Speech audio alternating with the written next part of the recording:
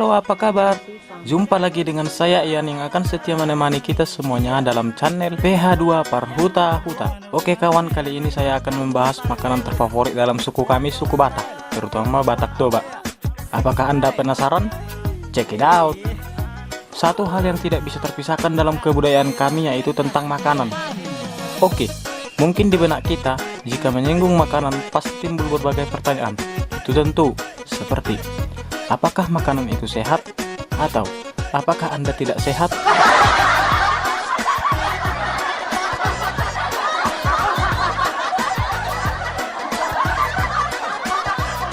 Di dalam dunia kuliner, kami tidak pernah mempersoalkan sehat atau tidaknya suatu makanan, haram atau halalnya makanan tersebut. Satu hal yang sangat prioritas kami perhatikan itu tentang porsinya. Semakin banyak makanan, semakin baik buat kami. Kita langsung saja kembali ke topik semula. Makanan yang tidak bisa dilepaskan dari kami yaitu daging babi. Ini merupakan makanan favorit suku Batak. Apakah Anda tidak percaya? Inilah kisah perjalanan babi di kampung kami, Tanah Batak. Ketika seseorang dilahirkan, maka babi dikorbankan. Ketika seseorang merayakan ulang tahun, kembali anak babi dikorbankan. Dalam bahasa Bataknya lomok-lomok. Ketika seseorang menikah, lagi-lagi babi dikorbankan. Ketika seseorang meninggal, babi juga pasti meninggal.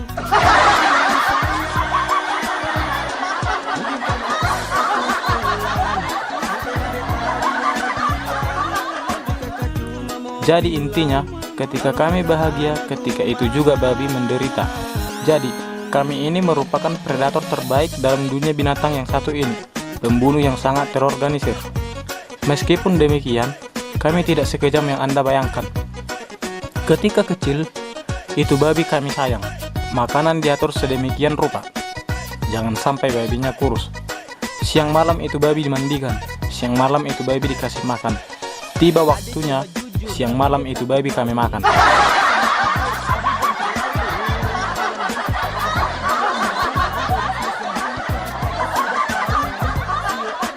Berbicara tentang agama, terutama dalam agama Kristen, itu babi diharamkan. Mungkin Kristen bertanya, apa iya? Yang tertulis di hukum Taurat kan babi hutan. Lalu mengapa orang Kristen tetap memakan daging babi? Tertulis dalam hukum Taurat kitab Nabi Musa, babi hutan itu haram.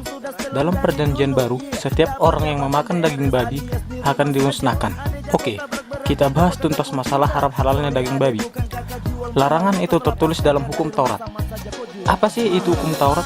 Hukum Taurat itu ibarat sebuah cermin yang menunjukkan siapa kita sebenarnya. Ketika kita berkaca, maka cermin akan menunjukkan tampilan kita. Apa yang tidak bisa kita lihat, maka dalam cermin akan kita lihat sendiri bentuk tubuh kita sebenarnya.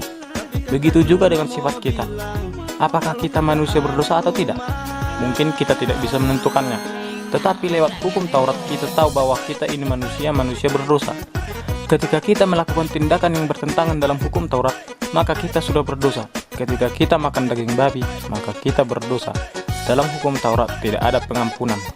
Tetapi ketika lahir Yesus, kita bercermin terhadap hukum Taurat, lalu mengakuinya terhadap Yesus. Sebab Yesus datang bukan sebagai hakim. Dia datang membawa pengampunan, kasih dan damai sejahtera. Dalam perjanjian baru, ketika itu ada seorang kesurupan setan. Lalu Yesus mengusir setan itu, dan setan itu masuk ke dalam babi. Jadi, ketika kami memakan babi, ketika itu juga kami memakan setan. Itu bukan berarti kami hebat, karena kami dibantu Yesus. Jadi, semakin banyak babi dikorbankan untuk memenuhi kebutuhan perut kami, semakin banyak setan-setan gelisah.